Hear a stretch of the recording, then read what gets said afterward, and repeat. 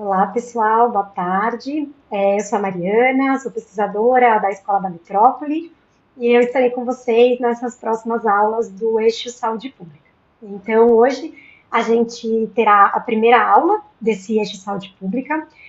Esse é o segundo eixo do curso Políticas Públicas das Cidades, que é um curso da Escola da Metrópole aqui da USP. Na semana passada, encerramos o primeiro eixo do curso, que chamamos de eixo estruturante. Foram 5 aulas nesse eixo, né, que foram dedicadas a compreender os fundamentos que sustentam as políticas públicas urbanas nas cidades e nas metrópoles brasileiras. E hoje, então, a gente vai começar o eixo saúde pública. Serão 3 aulas. A aula de hoje, Transformação Digital do SUS em âmbito municipal, com a professora Anistela Haddad. A aula da semana que vem, dia 13 de abril, com a professora Patrícia Jaime, sobre alimentação, saúde, segurança alimentar e nutricional. E a professora Patrícia Jaime também está conosco aqui hoje. E a última aula no dia 27 de abril, então a gente pula o dia 20 de abril, que é a emenda do feriado, e dia 27 de abril teremos a última aula do eixo Saúde Pública, que é sobre saúde das populações em situação de vulnerabilidade nas grandes metrópoles, que será comigo. No meio da aula, então, recados importantes, no meio da aula será disponibilizado o link. Esse link, ele tem a lista de presença, que vocês já estão acostumados, como fizemos em todas as últimas aulas, onde vocês poderão colocar as perguntas para a aula de hoje e marcar presença, né? Lembrando que essa lista, ela fica aberta até as 20h15, tá? 8h15 da noite. Fiquem de olho no site do curso, o site está bem completo, é o site que vocês recebem nos e-mails, né? Tem o link ali no e-mail que vocês recebem, com todas as informações sobre as aulas anteriores e os comunicados mais importantes também estão lá. Bom, sem mais delongas, eu passo então a palavra para a professora Anistela Haddad. Professora Mariana, muito obrigada por estar aqui nos acompanhando, nos coordenando. Muito boa tarde, bom dia, boa noite, dependendo da hora que vocês forem assistir a aula. Quero agradecer muito aqui, estar bem acompanhada pela professora Mariana, pela professora Patrícia, e nós três, então, estamos responsáveis por esse segundo eixo, que é o eixo da saúde pública do curso. Dizer da minha grande honra, alegria, satisfação de estar integrando a equipe desse curso. Como a professora Maria Paula comentou na semana passada, é um grupo que já vinha trabalhando junto, trabalhou junto na gestão, a maioria são professores na Universidade de São Paulo, e então a gente está somando aí um pouco as experiências em políticas públicas para trazer esse curso para vocês. E o que nos cabe então aqui hoje é o tema da transformação digital do SUS, né? Agradeço aqui também o Jonas, que está nos ajudando pela FAO. E aí eu achei interessante a gente começar falando um pouquinho para vocês, um pouco mais geral, antes de entrar no tema diretamente. Deixa eu só ver se está projetando. Tá. Antes de entrar diretamente no tema da transformação digital, né? Então aqui, retomando a estrutura do curso, né? Como a Mariana já colocou, né? Os 3 eixos, o eixo estruturante, a saúde pública e o planejamento urbano e habitacional, e dentro da saúde pública, a transformação digital do SUS, que vamos conversar hoje, depois a alimentação, saúde, segurança alimentar e nutricional com a professora Patrícia Jaime, da Faculdade de Saúde Pública da USP, Departamento de Nutrição, e do NUPENS, que é um grande núcleo de pesquisa, que tem aí uma importância não só nacional como internacional, da professora Patrícia Jaime, junto com o professor Carlos Monteiro, o guia de alimentação saudável da população brasileira, que fez inovações muito importantes, reconhecidas inclusive pela Organização Mundial da Saúde. Semana que vem vocês vão conhecer. E a saúde das populações em situação de vulnerabilidade nas grandes metrópoles. A professora Mariana tem um estudo muito bonito, com questão da primeira infância, mães privadas de liberdade, e que vocês vão ter a oportunidade de conhecer também, né? Bom, e a aula que nós vamos ter hoje, ela tem como objetivo principal falar sobre o modelo de transformação digital que está em curso no SUS, né, sob a coordenação do Ministério da Saúde, mas vamos, ao longo da aula, enfatizar as questões que cabem à escala municipal e metropolitana, com ênfase no planejamento dessas ações, destacando questões como o uso do prontuário eletrônico, a Rede Nacional de Dados em Saúde, que é a plataforma de interoperabilidade do SUS, vocês vão entender por que da importância dessa plataforma, e o uso e o impacto da telesaúde quando a gente faz a atenção à saúde, né? Bom, e aí, dando um passo atrás, antes de falar da transformação digital, porque hoje a gente começa no curso a falar sobre o SUS, então é interessante a gente recuperar um pouquinho o conceito de saúde pública, né? A arte e a ciência de prevenir a doença e a incapacidade, prolongar a vida, promover a saúde física e mental, mediante esforços organizados da comunidade, né? Então, a saúde sob uma perspectiva não apenas clínica individual, mas também populacional e coletiva da comunidade. Trata-se de um campo de conhecimento, de prática interdisciplinar e interprofissional, né? Nessa mandala que vocês veem aqui do lado, está a questão da gente pensar a saúde física, mental, espiritual e ambiental também, né? Hoje que se torna uma questão premente e muito importante, né? E o Brasil, ele fez uma opção muito corajosa, desde da Constituição Federal e dos Constituintes em 1988, mas num movimento que começa na década de 70 com a reforma sanitária brasileira, né? E dessa época, um pensador, uma referência muito grande para a gente é Sérgio Aroca, né? E então a gente tinha, antes da Constituição Federal, nos anos 80, até os anos 80, um sistema de saúde fragilizado, que estava inserido num mercado de trabalho de acesso ao cuidado que apenas na década de 60, 70, 10% da população tinha carteira de trabalho assinada, portanto, acesso a ações e serviços de saúde. O resto ficava num limbo, né? Então, a decisão e o passo hoje de uma população de mais de 200 milhões de habitantes de ter um sistema de saúde público de acesso universal é um imenso desafio que o Brasil aceitou e que tem avançado, né? Então, o Sérgio Aroca dizia que o SUS se constitui uma das maiores políticas civilizatórias, mais do que transcende a saúde, né? Porque traz a cidadania e a saúde como um direito, né? Bom, então o SUS tem esse aspecto de ser, por exemplo, a atenção primária à saúde é o maior programa, né, de atenção primária à saúde. A nossa atenção primária é municipalizada, ela é uma atribuição de cada município brasileiro, né?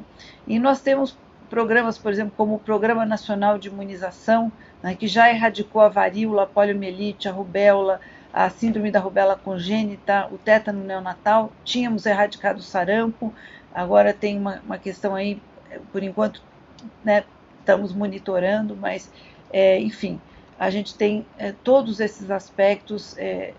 O PNI, o Programa Nacional de Imunização, é muito reconhecido, a vigilância sanitária e epidemiológica no SUS é forte, é bem desenvolvida.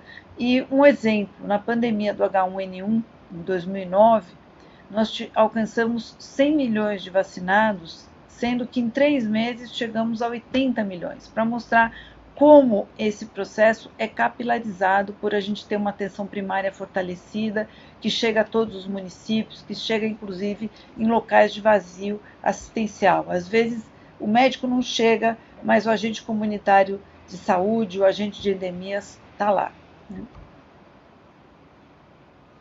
E alguns dados e indicadores.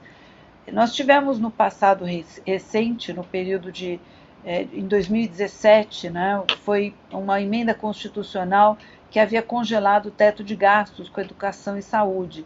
e isso foi um período que nos colocou em risco em relação a indicadores importantes que a gente já tinha alcançado considerando os primeiros 30 anos do SUS, né? Então, esse estudo, que é um estudo publicado na Lancet, da professora Márcia Castro e colaboradores, ela é uma professora de Harvard, uma geógrafa muito reconhecida, muito conceituada, e o Naércio, que é um professor da economia da FEA, também da USP, do INSPER, eles fizeram uma projeção com base no financiamento versus os indicadores de saúde nos primeiros 30 anos e fizeram uma projeção a partir do congelamento daquele teto de gastos, o que ia acontecer nos anos seguintes, né? E por sorte, né, nesse terceiro mandato do presidente Lula, esse congelamento do teto foi revertido, né, e nós voltamos a ter uma recuperação de financiamento, claro que com muitas dificuldades aí com a questão das emendas parlamentares e que a gente, enfim, tem aí situações que a gente está procurando contornar. Mas, de maneira geral, as taxas de natalidade, né, vocês podem perceber aí, né, vamos dizer, o antes e o depois do SUS, né, de 80 para 2015 nós tivemos aí uma queda da taxa de natalidade, uma queda significativa da mortalidade infantil, né, de 64 por mil nascidos vivos em 1990 para 15,7 em 2015. A expectativa de vida cresceu 10 anos, de 65 para 75 anos nesse mesmo período. Uma pequena redução das doenças crônicas não transmissíveis, mas que hoje é uma questão central no SUS, e um aumento na mortalidade por acidentes de trânsito, né? Então, são esses indicadores que a gente tem aí. E ao lado desses indicadores, né, qual foi a mágica? Né? A mágica foi uma capilarização e um crescimento da cobertura da estratégia de saúde da família, ou seja, da atenção primária à saúde. Então, em 1998, a gente tinha 2.000 equipes de saúde da família. A equipe básica de saúde da família, ela é constituída pelo médico ou médica, a enfermagem, mais a partir de 2000, mais recentemente, 2002, 2003, o dentista também, a cirurgião dentista, e a equipe técnica, auxiliar e técnico de enfermagem e o agente comunitário de saúde, né? Saímos então de 2, chegamos em 2018 a 42, quase 43 mil equipes, hoje já estamos em 57 mil equipes, saímos de 7 milhões de cobertura, 4% da população, para 160 milhões, 62% de cobertura. Agentes comunitários, a gente está chegando perto de 300 mil agentes comunitários de saúde em todo o Brasil, e as equipes de saúde bucal, esse dado aí de 2018 eram 26 mil, já estamos em mais ou menos 32 mil equipes, né? Então, o Brasil teve, nesse período, o segundo melhor desempenho na redução de mortalidade em crianças com menos de 5 anos, e foi um dos poucos países que cumpriu a meta de desenvolvimento do milênio 4, que era reduzir a mortalidade infantil em 2/3 nesse período de 1990 a 2015. Isso é um resultado do nosso Sistema Único de Saúde. Então, apenas para fazer essa localização para vocês. E o SUS ele tem uma base jurídica que está na Constituição Federal e que está na Lei 8080 de 1990, que regulamenta o sistema de saúde. A Constituição, no artigo 196, estabelece o direito à saúde, e a Lei 8080, 2 anos depois, regulamenta o Sistema Único de Saúde. Então, entre os princípios organizacionais está a universalidade de acesso, então as ações e serviços de saúde para toda a população, a descentralização, então a atenção especializada, a média e alta complexidade é uma atribuição estadual, e a atenção primária à saúde é uma atribuição municipal. E o SUS ele é constituído dessa articulação dos 3 entes federados. A gente tem uma comissão, a Comissão Intergestores Tripartite, a CIT, que se reúne mensalmente para fazer as pactuações de implementação das políticas, né? Então, tudo é pactuado, tripartite, e dessa forma vai sendo implementado. Além da descentralização, a integralidade das ações, então, pensar o indivíduo e o processo de adoecimento e de saúde numa perspectiva multiprofissional, interdisciplinar, e da pessoa com a sua família, com a sua comunidade, né? O princípio da integralidade ele é multidimensional, e a equidade no acesso, então a cada um segundo as suas necessidades, trazendo equidade. E para tudo isso ser possível, a atenção primária como uma ordenadora do cuidado, né? A porta de entrada por onde o usuário do sistema é acompanhado longitudinalmente, e aonde ele vai buscar ou vai ser referenciado na sua jornada dentro do sistema para atenção especializada quando necessário, mas quando a atenção primária é bem feita, 80 a 85% dos problemas de saúde são resolvidos pela atenção primária. E isso, em termos de economia de escala, de racionalidade do sistema, para que todos possam ter acesso de acordo com a necessidade, é muito importante, né? E eu deixei aqui do lado, fiz questão de manter, porque eu voltei ao Ministério da Saúde a partir de 2023, no terceiro mandato do presidente Lula, para a criação da Secretaria de Informação e Saúde Digital, mas eu já tinha estado por 7 anos antes no Ministério da Saúde, justamente na área de recursos humanos em saúde, da formação em saúde, que também está lá na Constituição, que cabe ao SUS ordenar a formação, mas isso é uma parceria entre a educação e a saúde, e foi nisso que a gente trabalhou os 7 anos anteriores que eu estive presente aqui, e que agora a gente volta nessa outra lógica, que é a da transformação digital do SUS. E para terminar essa primeira parte, eu queria indicar a vocês um livro para quem quiser conhecer um pouco mais sobre a história do SUS e conhecer de uma forma assim lúdica e que se entrelaça com a própria história do Brasil. Esse livro do professor Paulo Capel Narvay, né, colega da professora Patrícia Jaime, também lá na Faculdade de Saúde Pública da USP.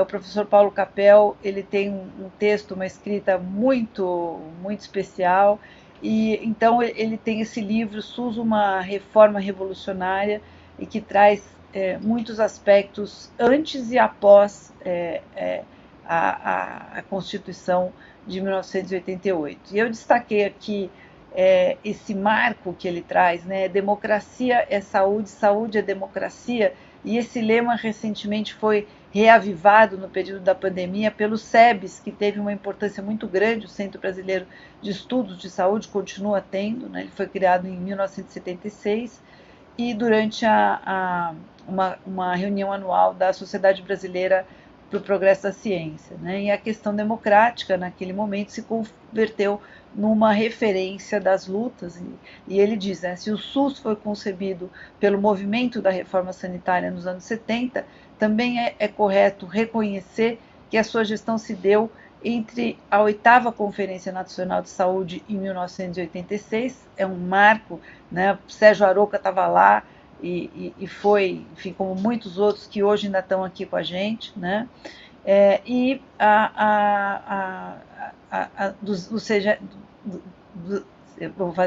número 267 sessão da Assembleia Nacional Constituinte, onde foram promulgadas as diretas já, né? Então foi um período aí de restabelecimento do processo democrático no nosso país. Então, tendo feito essa localização, essa contextualização recente em relação ao SUS, né, eu agora entro no tema da saúde digital e da transformação digital do SUS. Então, começar com esse conceito que eu acho que, apesar de ter sido cunhado já na década de 90, né, e a saúde digital ela emerge num período bem mais recente, eu acho que ela ainda é muito atual, né? A saúde digital constitui-se como um conjunto de saberes, técnicas, atitudes e valores que se desenvolvem a partir do crescimento do espaço digital, né? Então, a gente hoje está imerso no digital, né?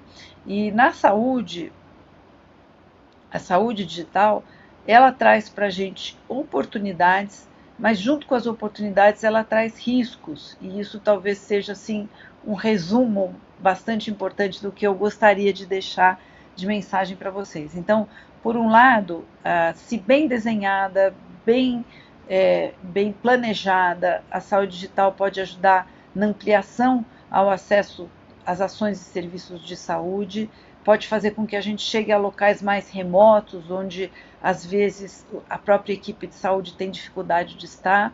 Pode trazer o empoderamento do cidadão, por exemplo, quando o cidadão pode ter os seus dados de saúde no seu celular, acompanhar através do aplicativo Meu SUS Digital os seus dados de saúde, ajuda na continuidade do cuidado, como a gente vai mostrar, a tratar a informação como bem público, a usar muito mais a informação que é produzida pelo próprio sistema para tomada de decisão e a própria redução de custos. Mas junto com essas oportunidades, vem também riscos, que o bom planejamento é fundamental para que eles possam ser acautelados e prevenidos. Então, o uso de Big Data, né, da Big Data em larga escala, se a gente não monitora e supervisiona os algoritmos e as bases de dados como estão constituídas, não tem uma análise crítica disso, você pode provocar inadvertidamente o aumento de inequidades em saúde sob o manto da precisão, né? Quando você aplica a inteligência artificial e teoricamente está usando a precisão, mas você pode estar também aprofundando vieses e inequidades que estão colocadas ali nos próprios dados, né? Então, esse viés relacionado à não supervisão e, principalmente, também os incidentes relativos à proteção de dados. Portanto, a questão e a dimensão da segurança da informação e da segurança cibernética são questões fundamentais na saúde digital. Tá? Bom, e aí vem a pergunta: as tecnologias digitais podem impactar positivamente a saúde? Então, dentro do modelo hegemônico que a gente tem do uso das tecnologias, a gente tem a produção de Big Data em abundância, a gente tem a dataficação da nossa vida, hoje nas redes sociais, em todos os percursos que a gente faz diariamente, a gente está produzindo dados e os nossos dados estão sendo analisados para nos levar a um maior engajamento, que a gente fique cada vez mais nas redes, e isso está acometendo a sociedade como um todo e acometendo principalmente as populações mais vulneráveis. Então, o senso crítico para a gente poder navegar compreendendo onde a gente está imerso é muito importante. Né? Então, um modelo de negócio das Big Techs que é baseado nessa extração e manipulação de dados pessoais, e junto com isso vem uma infodemia, né? um excesso de notícias e informações que muitas vezes vem junto com a desinformação, com fake news. A gente tem um histórico aí de hesitação vacinal, de quedas recentes nas coberturas vacinais, provocadas por desinformação e por fake news. Né? Então a gente pode dizer que na saúde a desinformação e as fake news podem chegar, inclusive, não só a provocar o adoecimento, mas como a própria morte. Né? Então nós não temos como reverter a transformação digital, mas a gente precisa entender esse contexto para que a gente possa fazer um realinhamento, né? E fazer com que a transformação digital do SUS ela possa ser trazer um resgate dos próprios princípios que norteiam o Sistema Único de Saúde e não o oposto. Né? Então, o princípio da democracia, da equidade, dos direitos humanos, da inclusão, da solidariedade, são princípios muito caros ao SUS e são eles que devem nortear a transformação digital do nosso sistema de saúde. Então, dentro desse realinhamento, algumas questões importantes. Reconhecer a conectividade como bem público e direito humano. Hoje, quem não está incluído digitalmente está excluído socialmente. Né? A solidariedade e o compartilhamento, né? Equilibrar a proteção de dados pessoais com dados abertos a partir do interesse público. Regular o uso e aplicação de tecnologias emergentes como a inteligência artificial, protegendo dados sensíveis de saúde dos cidadãos no nível individual, né? Incluindo vieses, discriminação e, ao mesmo tempo, protegendo, em especial, os mais vulneráveis, como crianças, adolescentes e os recortes de gênero e raça. Edilson.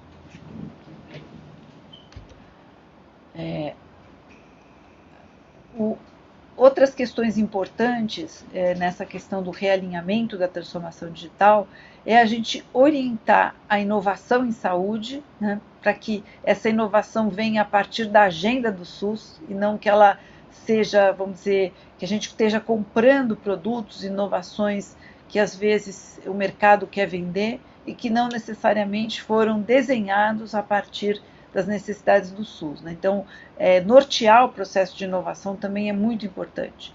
Abordar as tecnologias digitais como determinantes sociais da saúde, a gente amplia muito quando o SUS ele tem essa base, a atenção primária tem essa base de entender o contexto social e econômico como determinantes do processo de saúde. A saúde tem um aspecto intersetorial, ela não se encerra dentro dela mesma apenas. E hoje o componente digital se incorpora também nessa questão. E o SUS é um modelo para outras áreas do conhecimento, para outras áreas de políticas públicas, que tem como um princípio e que funciona efetivamente na prática, que é a participação social.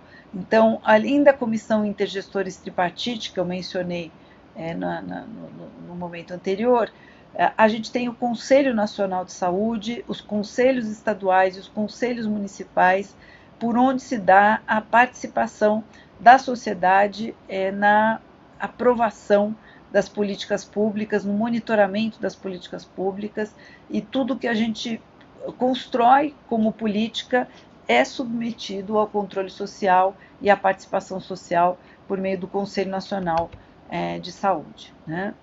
Bom, e a nossa hoje política nacional de saúde digital, de informação e saúde digital, ela trabalha com base numa arquitetura de governança, ela trabalha todo o ciclo de dado, desde a coleta, registro, uso e depois armazenamento e quando é o caso, o descarte dos dados, e prioriza as tecnologias conforme a necessidade e entendendo diferentes graus e níveis de maturidade em saúde digital, né?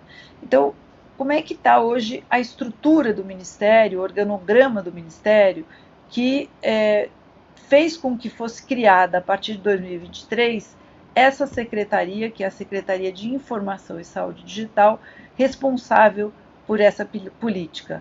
E ela se soma a outras 6 secretarias já existentes, né?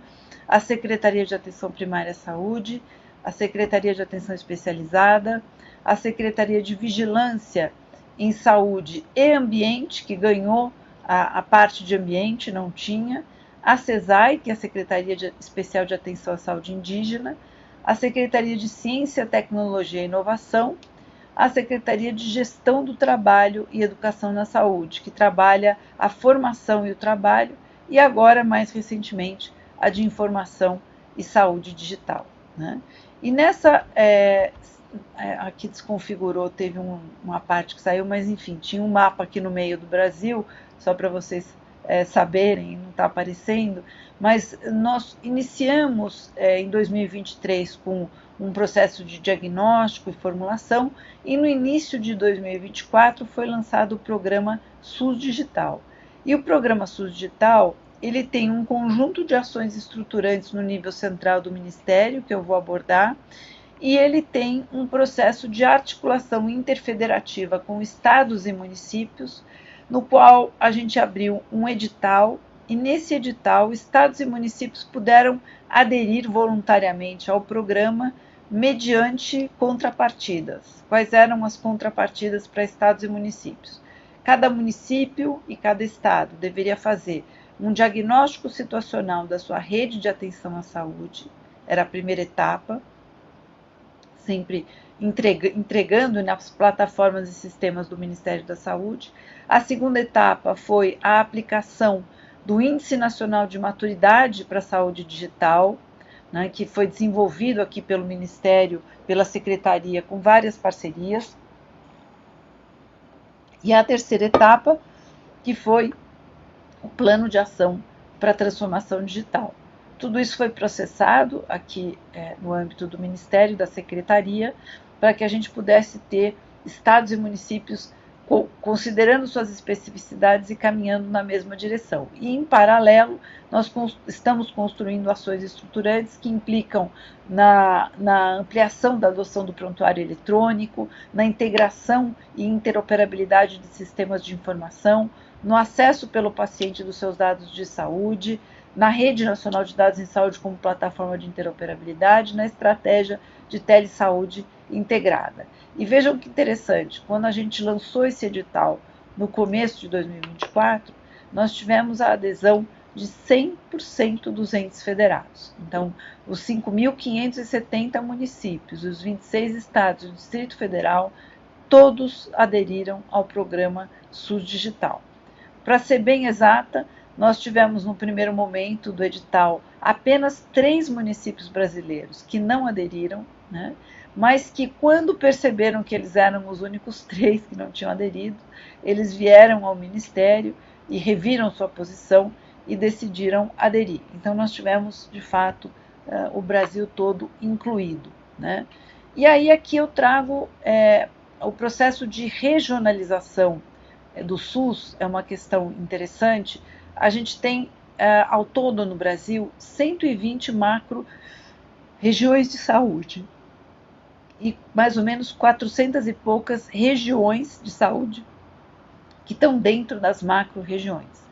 E a gente estabeleceu, para efeito de fortalecimento das redes de atenção, porque a atenção primária ela é descentralizada no nível municipal, e a atenção especializada ela é mais concentrada. Você vai ter menos hospitais e, às vezes, municípios muito pequenos não vão ter diretamente atenção hospitalar, mas tem como referência, dentro da região de saúde da macro-região, um local para referenciar os casos para tratar. Isso é uma questão de racionalidade do sistema, dos custos, né?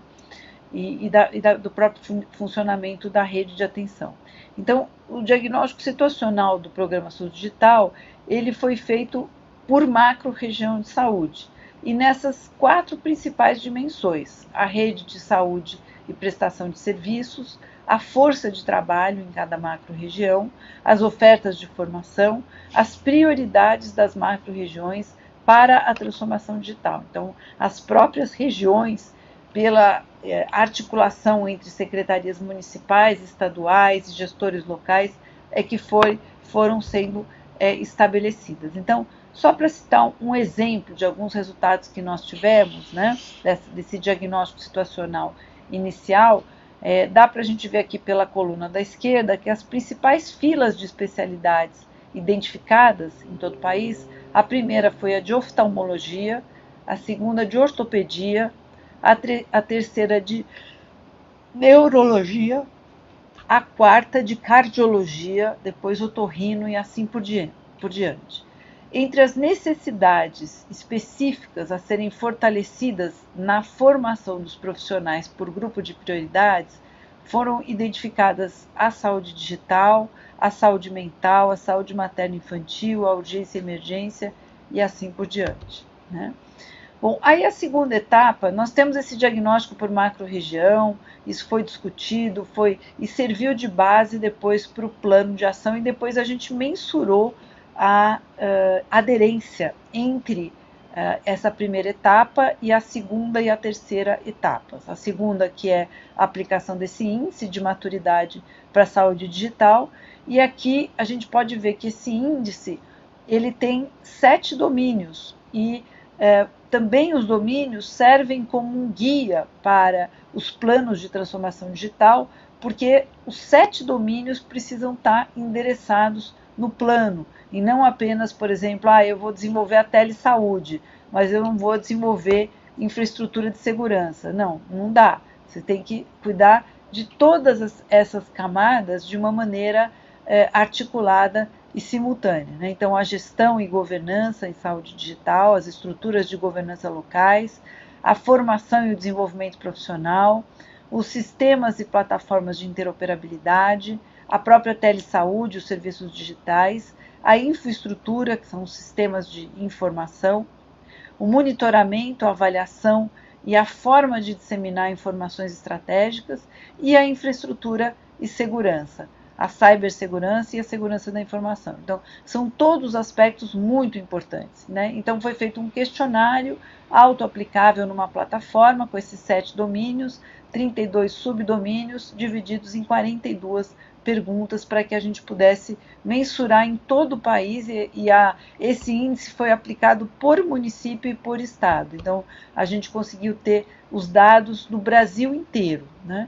Então, aqui para vocês terem mais ou menos uma ideia, vejam lá que a região norte, né, ela aparece bem numa determinada área, influenciada pela dimensão 4, que é a dimensão da telesaúde e serviços digitais, né? Então, esses índices iniciais foram muito importantes para ajudar a nortear os planos de transformação digital, para que cada região soubesse aonde estavam as necessidades de maior investimento. E os planos de ação, né, que a gente pode ver que o azul mais escuro é alta coerência e o azul um pouco mais claro, boa coerência, o amarelo, média coerência. Então, a maioria do país conseguiu alcançar uma coerência muito boa entre o plano de ação e o diagnóstico da rede de atenção e o índice de maturidade em saúde digital. E para a economicidade dos serviços, isso foi muito importante, né? Então, ainda dentro do diagnóstico situacional, aqui tem um dado interessante: 50% das macro-regiões informaram que os municípios não possuem equipamentos, ambiente e infraestrutura adequada para disponibilizar serviços relacionados à saúde digital. E também foram identificados como desafios conectividade, hardware e equipamentos defasados e falta de capacitação e suporte técnico. 100% informaram que os estabelecimentos de saúde estão se conectando à rede nacional de dados em saúde, né? Então, esse diagnóstico ele foi muito importante e norteou ações estruturantes no nível central. Então, a gente está fazendo uma licitação para aquisição de 10 mil kits de telesaúde, a gente está fazendo um grande investimento em ampliação de conectividade, né? E a parte de capacitação e informação também tem sido endereçada, né? Então, até aqui é isso que a gente então mostra para vocês como que a articulação interfederativa faz com que um programa, embora de indução nacional, ele seja desenhado e conduzido numa articulação tripartite com estados e com os municípios brasileiros, né? Bom, da mesma forma, quando a gente considera sistemas de informação, a gente também tem a produção de dados e informações em todo o país. Você tem aí 123 mil estabelecimentos de saúde, muitos estão justamente nos municípios, quase todos estão em âmbito municipal, em todos os municípios brasileiros, e em todos esses locais a gente tem sistemas produzindo dados. E quando a gente olha para a história dos sistemas de informação no SUS, quando a Lei 8080 foi promulgada, ali estava previsto a criação de um sistema de informação, mas o SUS criou muito mais do que um sistema de informação, ele criou muitos sistemas, né? No começo, uma lógica mais contábil, quantitativa, centralizadora, e com o tempo foram se desenvolvendo sistemas do ponto de vista da vigilância e epidemiológicos, como o SINASC, que controla, que é o sistema de nascidos vivos, o SINAM, que é o sistema de notificações de agravos de notificação compulsória, o SIM, que é o sistema de acompanhamento da mortalidade, de óbitos. Aí tem o prontuário eletrônico da atenção primária, que hoje já está bastante avançado na sua implementação. 93% das unidades básicas, das 57 mil unidades básicas de saúde brasileiras, elas têm o prontuário eletrônico, e desses 93%, 83% 80, 82% usa o PEC SUS-APS, que é o prontuário do SUS, alguns outros usam prontuários próprios, né? Nós também temos um sistema de gestão hospitalar, que é uma parceria que foi desenvolvido pela EBSER, agora HU Brasil, que é a rede dos hospitais universitários federais, e tem uma versão também desenvolvida pelo Hospital de Clínicas de Porto Alegre. Então, o AGHUSE e o AGHU, que são dois prontuários eletrônicos hospitalares que hoje já estão interoperáveis no SUS, né?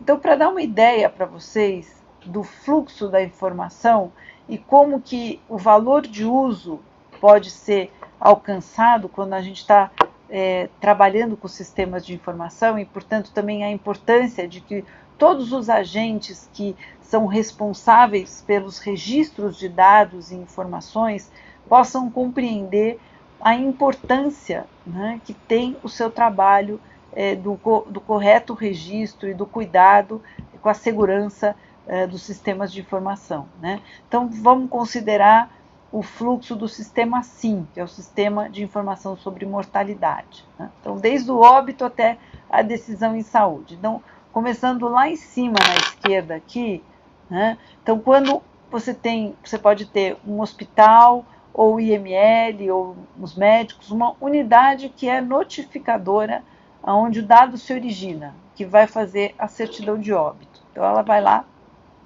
faz a certidão de óbito e faz os registros, a declaração de óbito, onde se registra ali a causa-morte, se faz todos os registros de data, do horário, dados da pessoa que veio a falecer, enfim.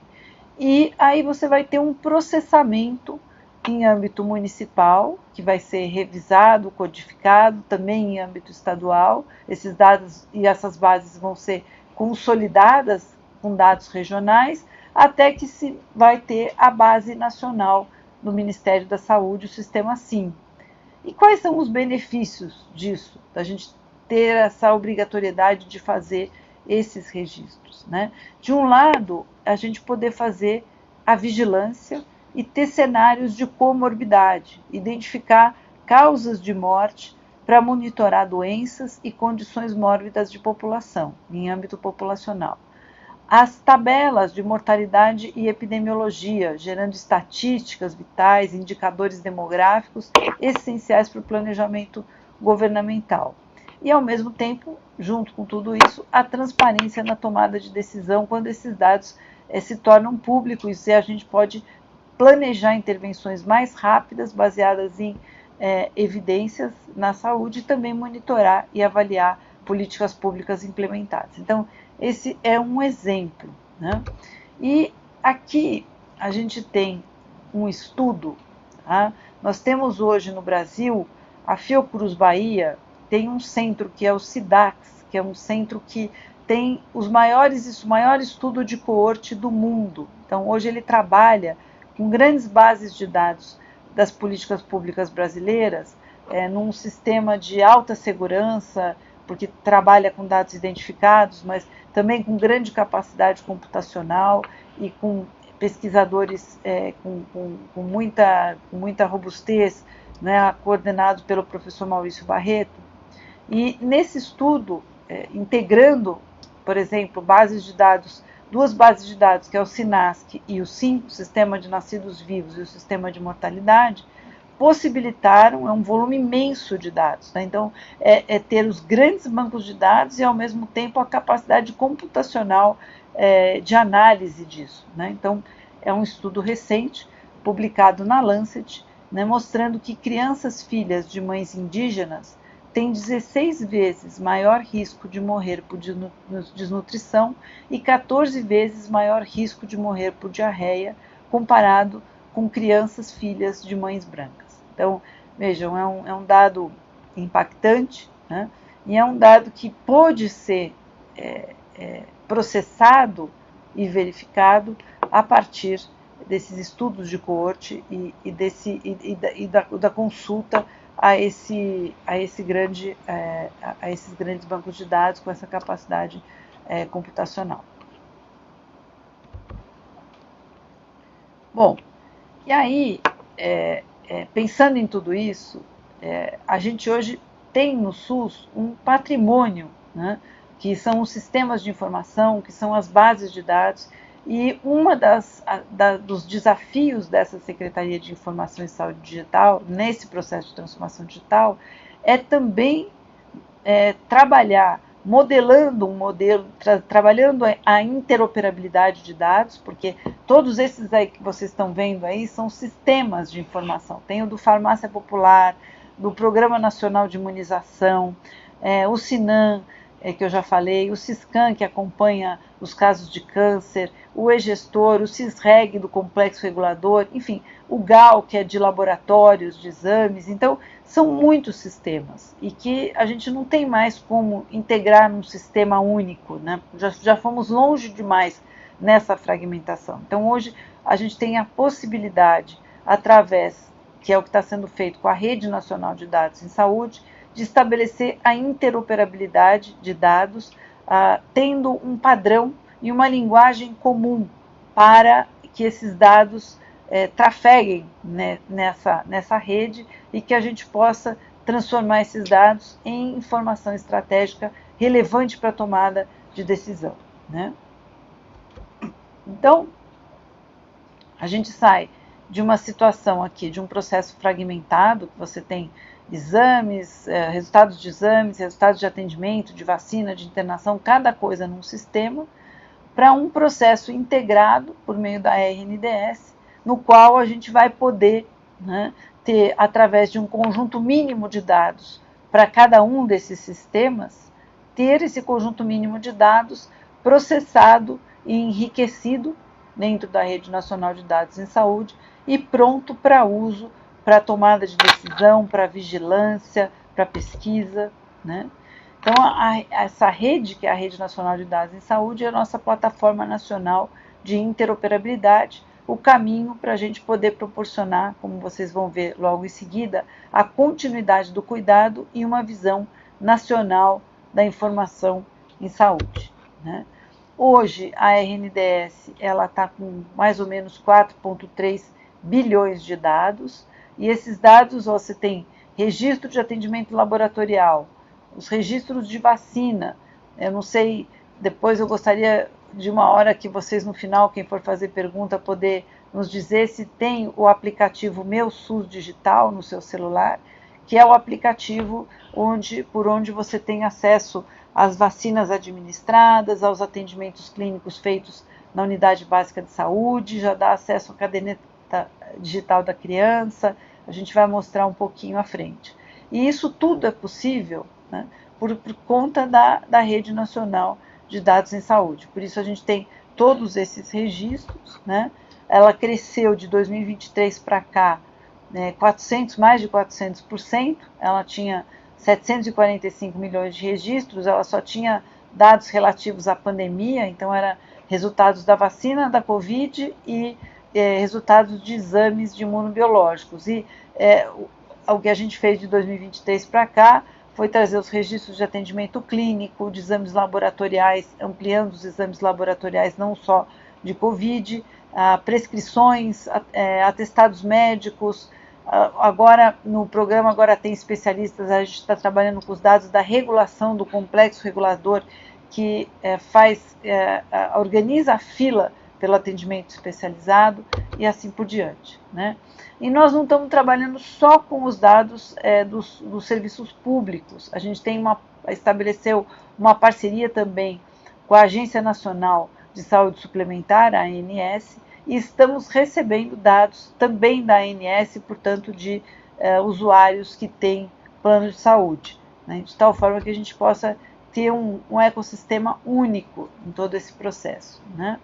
Também, numa parceria com a Associação Brasileira de Medicina Diagnóstica, a gente está passando dos resultados de exames laboratoriais de duas doenças que a gente tinha, que era o monkeypox e a Covid, agora para 44 agravos, e isso são mais de 200 exames que passam em breve a estar com seus resultados no SUS Digital Profissional, que é o acesso ao profissional de saúde no contexto de atendimento, e o Meu SUS Digital, que é o paciente ter acesso aos seus próprios dados, não importa aonde ele tenha sido atendido.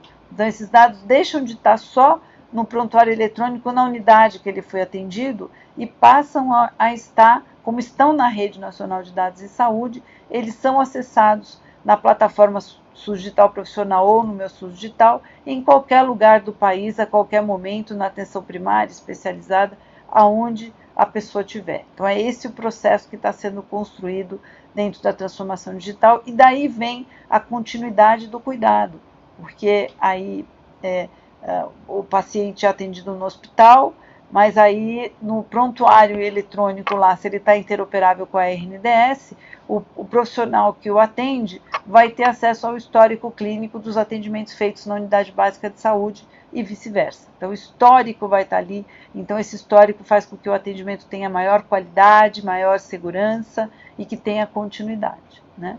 Então, na atenção primária, os prontuários já estão mais amplamente implementados, o prontuário eletrônico, e garantida bastante a interoperabilidade, porque a maioria das unidades básicas usa o eSUS APS, que é o prontuário do SUS que já está interoperável. No caso da atenção hospitalar, a gente tem esses dois prontuários, o AGHU e o AGHUSE, né? Então, o AGHUSE hoje está em 47 estabelecimentos, o AGHU em outros 40 estabelecimentos, e a gente está ampliando essa implementação, né? Desculpem.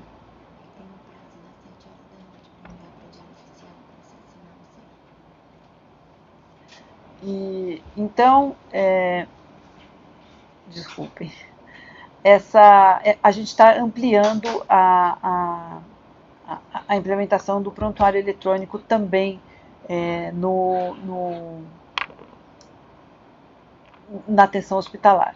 E as plataformas SUS Digital, que são as 3 plataformas por meio das quais a gente faz a disseminação dos dados que estão na Rede Nacional de Dados em Saúde. Então, para o cidadão, através do meu SUS Digital, para os profissionais de saúde, através do SUS Digital Profissional, e para os gestores, através do SUS Digital Gestor, que é uma plataforma que tem um outro nível de agregação.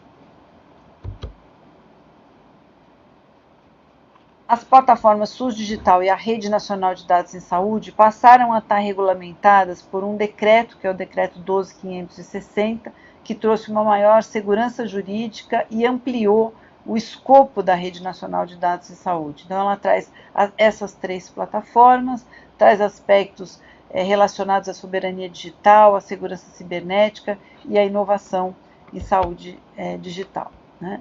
E o SUS Digital Profissional, que é esse prontuário que traz a continuidade do cuidado, né? Eu vou pedir um segundo para vocês aqui que me interromperam, me dá um segundo só para eu passar um recado aqui, um minuto só. Pronto, desculpem. Bom, então, o SUS Digital Profissional, ele vem expandindo o número pela ampliação da interoperabilidade com diferentes prontuários, a gente está conseguindo expandir o seu alcance para mais estabelecimentos de saúde. Então, em 2023 eram 2.000 estabelecimentos, agora são 60.000. Em 2023 eram 127 municípios que tinham acesso ao SUS Digital Profissional, agora já são 4.422 municípios. Eram 9.400 profissionais, já são 1.600.000 profissionais que conseguem acessar o SUS Digital Profissional, né? O SUS Digital Gestor também está em processo.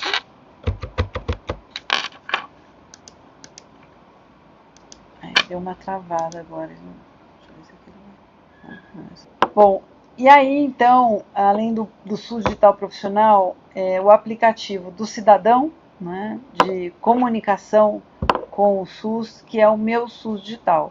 Então, aí vocês estão vendo na tela do celular a carinha que ele tem. Ele é um super app, ele tem vários mini aplicativos, então o acesso ao programa agora tem especialistas, o acesso à sua caderneta de vacinação, o acesso a medicamentos, você tem um lugar que você pode marcar, fazer um diário com peso, altura, medicamentos que você utiliza, que você pode fazer suas anotações, os serviços de saúde georreferenciados, o Hemovida, por exemplo, que traz todos a rede de serviços para doação de sangue e faz um histórico das suas doações, você pode avaliar ali o serviço e assim por diante. São várias funcionalidades, a gente ampliou mais de 30 funcionalidades de 2023 para cá, né? A gente passou em menos de 2 anos para 60 milhões, mais de 60 milhões de downloads feitos, e aí cresceu em mais de 200% o número de usuários ativos, porque vem crescendo o valor de uso pelo número de funcionalidades que estão entrando no meu SUS digital. Uma delas é a caderneta digital da criança. Então, a caderneta da criança é muito, os pais têm, todo mundo, as mães geralmente gostam, levam na unidade para poder fazer o acompanhamento do crescimento, marca o peso, a altura, marca a erupção dos dentes, e muitas vezes ela está em papel ou você esquece, ou às vezes o profissional na correria que está trabalhando pode não anotar, enfim, você às vezes pode perder algum registro ou outro, e na digital ela tem várias vantagens. Uma é que não perde, não rasga, não molha, está ali no celular. E quando o profissional na atenção básica atende e já faz os registros de peso, altura e dos principais atendimentos da criança no prontuário eletrônico da criança, já entra automaticamente, sem ele ter que retrabalhar e anotar 2 vezes, já entra na caderneta digital da criança. Então, ela vai sendo mantida atualizada, né? O login é possível atrelar a conta da mãe, do pai, tem todo um procedimento de segurança para isso, a criança precisa ter um CPF e é via gov.br, tá? É o mesmo login, geralmente a mesma senha que você utiliza no gov.br é a senha de acesso ao meu SUS digital, né? Bom, e aí a gente está preparando, em breve vamos ter disponível também a caderneta da gestante, a caderneta do adolescente e a caderneta de saúde da pessoa idosa. E todas essas cadernetas, dos princípios nossos é a cocriação. Então, o design, a usabilidade é definida junto com o usuário. Então, o usuário vem, participa, a gente faz oficinas, prototipa, e a prototipagem depois é colocada em teste, em unidades de saúde, com o público-alvo, e só depois de validado pelo público-alvo é que ela entra em desenvolvimento e depois produção, né? Uma outra novidade que a gente lançou na COP foi trazer para dentro do meu SUS Digital e do SUS Digital Profissional o Guia de Mudanças Climáticas, que foi desenvolvido pela Secretaria de Vigilância em Saúde e Ambiente do Ministério, né? Foi um trabalho muito importante da SVSA. A SVSA fez história na COP30, foi a primeira vez que o tema da saúde teve um dia da saúde na COP30, com o ministro Padilha e a secretária Mariângela Simão, e foi lançado esse guia, e esse guia já está no meu SUS Digital e está também no SUS Digital Profissional, trazendo dicas e recomendações práticas para prevenção, cuidados, vigilância em saúde no contexto de climático extremo, de calor, frio, inundação, seca, poluição do ar, situações que a gente cada vez mais frequentemente vem enfrentando, né? Bom, aí tem uma funcionalidade também bem recente, que ajuda a identificar sinais de risco de apostas das bets, que é um problema que está grande, né? E é uma parceria com o Ministério da Fazenda, da Saúde com a Fazenda. Então, o Ministério da Fazenda desenvolveu a plataforma de autoexclusão a partir do CPF, quando a pessoa se cadastra para não receber mais propaganda de bet. Mas aí nós temos também no meu SUS Digital um autoteste que foi colocado, é um autoteste validado pelo Instituto de Psiquiatria da USP, o professor Hermano validou, é um instrumento validado por ele, e por um trabalho de pesquisa, né? E 4 perguntas, é um teste rápido, a pessoa já percebe se está em risco, e estando em risco ela é direcionada para um teleatendimento, um atendimento por telesaúde, onde ela vai receber toda a orientação e, quando necessário, ela é referenciada depois para uma unidade de saúde. Esse trabalho conjunto do Ministério da Fazenda, a parte do Ministério da Fazenda com a saúde cuida dos teleatendimentos, do autoteste, e o Ministério da Fazenda já bloqueou mais de 25 mil sites ilegais, e na plataforma de autoexclusão do Ministério da Fazenda, 326 mil pessoas já se autoexcluíram, e você pode ali por tempo indeterminado, tem várias alternativas, mostrando que essa iniciativa está sendo efetiva. Então aqui só para vocês verem a carinha, a autoexclusão, pare de apostar, e ali ele tem lá um autoteste de saúde financeira, um autoteste sobre saúde mental e a possibilidade dele usar lá o espaço para poder buscar ajuda, Bom, e aí nós temos um programa bastante prioritário, que é o programa Agora Tem Especialistas, é o carro-chefe do Ministério da Saúde hoje, sob liderança do ministro Alexandre Padilha, e lembra que eu disse para vocês que a atenção primária ela é municipal e a atenção especializada geral uma atribuição dos estados, e aí você tem um complexo regulador, sistema complexo regulador do estado, que organiza as filas para o atendimento especializado. E a gente tem um gargalo para essa atenção especializada, que é o que motivou esse programa, que se agravou, já existia antes, mas na pandemia se agravou bastante, porque os serviços ficaram mobilizados para atender os casos de Covid, e com isso a gente foi acumulando as doenças crônicas, vários casos que não foram identificados, não puderam ser diagnosticados e tratados precocemente pela falta de disponibilidade de atenção especializada. Então, o programa Agora Tem Especialistas vem para endereçar, ampliar a capacidade instalada da rede de serviços, tanto os serviços públicos como também os privados, para fazer esse atendimento. E tem um componente digital dentro do programa Agora Tem Especialistas, buscando trabalhar a redução do tempo de espera, acompanhamento da jornada do paciente e comunicação, expansão da telesaúde. A gente faz a comunicação direta com o paciente através de notificações, já foram mais de 500 mil notificações, então quando é feito o agendamento, o paciente recebe a notificação no Meu SUS digital, depois um lembrete na véspera e depois uma avaliação de satisfação. A gente também é responsabilidade no componente digital e na nossa secretaria o desenvolvimento de indicadores de monitoramento e avaliação. Então a gente tem os painéis, hoje são 32 painéis de acompanhamento das principais políticas que a gente tem no Ministério da Saúde.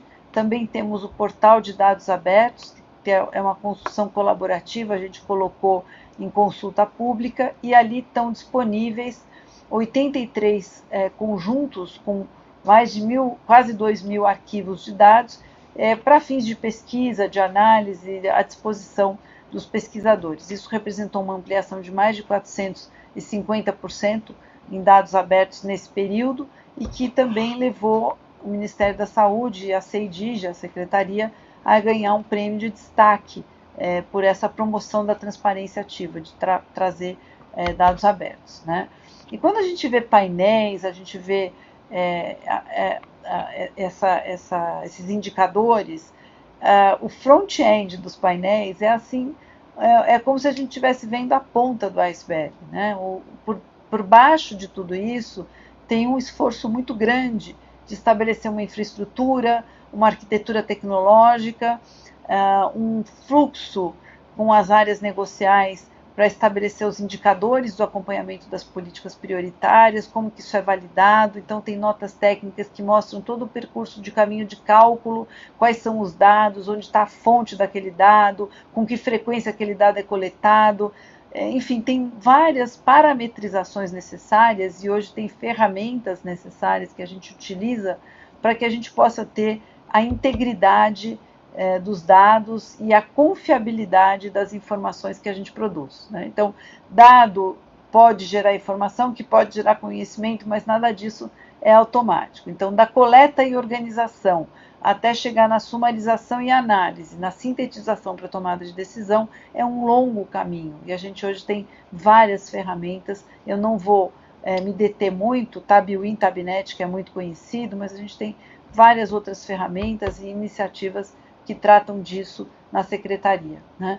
A gente tem, por parte da Secretaria de Governo Digital do Ministério de Gestão e Inovação, uma cartilha sobre governança de dados. Hoje, em tempos de inteligência artificial e de Big Data, um modelo de governança de dados é fundamental para a gente poder ter dados confiáveis, batíveis e que a gente possa, de fato, aplicar inteligência artificial com qualidade, né?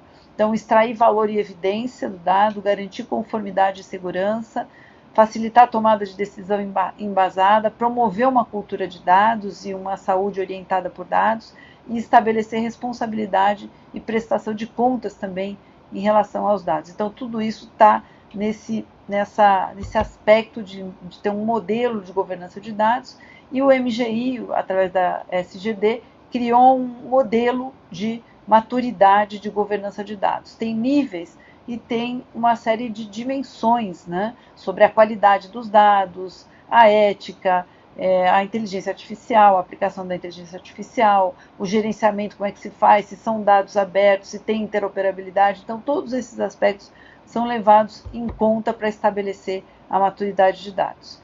E o terceiro departamento nosso trabalha com a telesaúde, saúde digital e inovação. Então, em 2023, quando a gente chegou, nós tínhamos a rede brasileira de telesaúde, ela estava constituída por apenas 12 núcleos de telesaúde. Os núcleos são uma estrutura importante que dá a estrutura e da onde saem os teleatendimentos para atender os pontos de toda a rede de atenção no país. Então, a gente precisou, em primeiro lugar, fortalecer e ampliar essa rede. Saímos de 12 para 26 núcleos e, mais recentemente, chegamos em 63 núcleos em todo o país e numa rede que hoje oferta, 2025 foram ofertados aí 5 milhões e 700 mil teleatendimentos no SUS para 52% dos municípios brasileiros. Hoje a gente tem também, trabalhamos chegando às populações mais vulneráveis, como dos 34 distritos de saúde indígena. Então, a saúde indígena tem um outro processo de regionalização que não é de estados e municípios, são os distritos sanitários indígenas. São 34 distritos sanitários em todo o país. A gente já está chegando com a telesaúde em 20 deles. Também já chegamos em 19 quilombos e no Complexo da Maré, no Rio de Janeiro. Então, a telesaúde ela vem crescendo. A conectividade, a gente também está trabalhando para expandir a conectividade, né? E nós estamos trabalhando agora em estabelecer dentro da telesaúde um modelo unificador, a interoperabilidade, fazendo definição dos modelos de estratégias de teleatendimento, levando isso para os sistemas de informação, criando códigos para que isso possa ser contabilizado e integrado em todo o país, né? A gente também está criando protocolos, linhas de protocolos de cuidado para o atendimento digital, para as questões que são mais frequentes, para que a gente possa também melhorar e ampliar, garantindo a qualidade. E a telesaúde, ela se integra ao atendimento presencial e na jornada do paciente. Então, em muitos momentos, o teleatendimento pode se combinar com o atendimento presencial, reduzindo deslocamentos e melhorando a qualidade do cuidado. E isso tem também um impacto ambiental, né? Então, aqui eu trouxe um exercício como exemplo, né? Então, tem um quilombo de Boa Vista, em Oriximiná, onde a gente já implantou os telediagnósticos. Então, num conjunto de 55 teleinterconsultas que foram realizadas, né, a gente evita, 55 teleinterconsultas evita 110 deslocamentos, porque cada vez que o paciente desloca, ele vai com um acompanhante, né? Então, é como se a gente evitou 110 deslocamentos. De qual trecho? o trecho entre Oriximiná e Belém, que são 923 quilômetros por deslocamento fluvial, que corresponde a 3 dias de viagem por deslocamento de barco, né? Se a gente computar as duas pessoas, isso vai fazer aí 1.846 quilômetros, né? E que se a gente multiplicar pelos 55 atendimentos, teleatendimentos, ou 110 pessoas que deixaram de fazer esse percurso, é como se 5 voltas completas ao redor da Terra pudessem deixar de ser dadas quando a gente faz esses teleatendimentos, né? Isso tem um impacto grande na redução da emissão de carbono, né, no ambiente, e tem uma equivalência aproximada aí, como se tivesse sido plantadas 13 mil árvores, né? E tem uma economia, um impacto também, principalmente na região norte, o tratamento fora de domicílio, o preço do transporte para tratamento fora de domicílio, o TFD, ele é muito oneroso, porque ou é transporte fluvial, transporte aéreo, então nenhuma outra região do país a telesaúde é tão fundamental, né? Então, em resumo, o componente SUS digital do programa Agora Tem Especialistas, ele contribui para a efetividade, para a transparência, para a integração e monitoramento através das informações e promove a inovação na atenção especializada no SUS. E o SUS, a transformação digital como um todo, né, resumindo tudo isso que eu trouxe para vocês até aqui, então o objetivo dessa transformação digital é integrar serviços, informações para cidadãos, profissionais, gestores, buscando acompanhar a trajetória de saúde com dados confiáveis e soluções inovadoras que qualifiquem o cuidado, né? Bom, aí nós temos um programa bem interessante que se soma no componente educação, que é integrar as universidades também aos serviços de saúde, é o Programa de Educação pelo Trabalho em Saúde. É um programa que a gente criou há 20 anos no Ministério da Saúde, quando eu estava na CEGEDS, e que agora, nessa 12ª edição, a gente fez uma edição voltada para saúde, para informação e saúde digital. Então, ele está presente hoje, são 91 projetos nos 27 estados, e são aproximadamente 10 mil bolsas por mês, são grupos tutoriais, tem alunos de graduação, docentes, profissionais do serviço, que trabalham em grupos tutoriais com intervenções na comunidade, nos serviços de saúde, levando temas de pesquisa que são importantes para a rede e para a inovação em saúde digital para dentro da universidade. Então, isso vai criando aí um motor que vai ativando todo esse processo, né? E no PET Informação em Saúde Digital, a gente ampliou para além da área da saúde, nós inovamos, porque a saúde digital ela é super interdisciplinar e multiprofissional. Então, a gente está trazendo para os grupos tutoriais as engenharias, a engenharia da computação, ciência da computação, engenharia de software, engenharia biomédica, engenharia de produção, elétrica, a informática biomédica, ciência de dados, direito, economia e, quando o projeto apresenta pertinência, até outras áreas também. E no componente inovação, a gente tem uma iniciativa que é o Laboratório Inova SUS Digital. Abrimos um edital recente, com vários projetos, é por isso que me interromperam aqui, que era para publicar o resultado, mas a gente adiou até amanhã, vai publicar os resultados amanhã.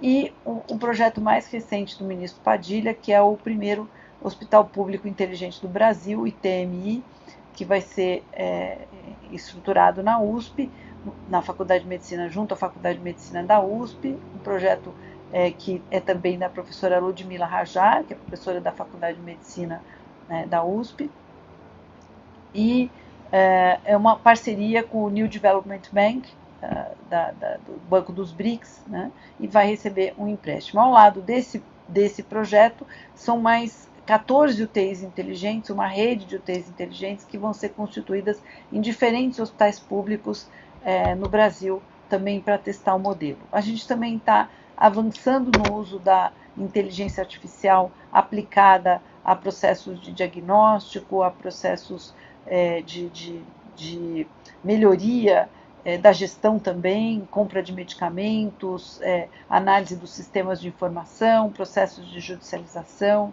o prontuário também falado. Então, tem uma série de projetos que a gente está desenvolvendo utilizando a inteligência artificial e financiando também projetos nessa direção. Também trabalhamos bastante com a cooperação internacional, tivemos uma liderança no G20, no BRICS, e também participamos da Rede Latino-Americana de Saúde Digital e do Global Digital Health Partnership, que é uma iniciativa aí, mundial, né? Tem mais de 33 países, 32, 33 países, e o Brasil também se envolveu nesse trabalho, né? Bom, e aí, na parceria com a Organização Pan-Americana da Saúde, aí o Dr. Marcelo D'Agostino, da Parro, mostrando que tem reconhecido a liderança do Brasil pelas iniciativas e pela própria criação da Secretaria de Informação e Saúde Digital, constituindo um novo campo de política aplicada à saúde e ao SUS, né? A doutora Bianca, presidente da Global Digital Health Partnership, porque o ano passado, pela primeira vez, o encontro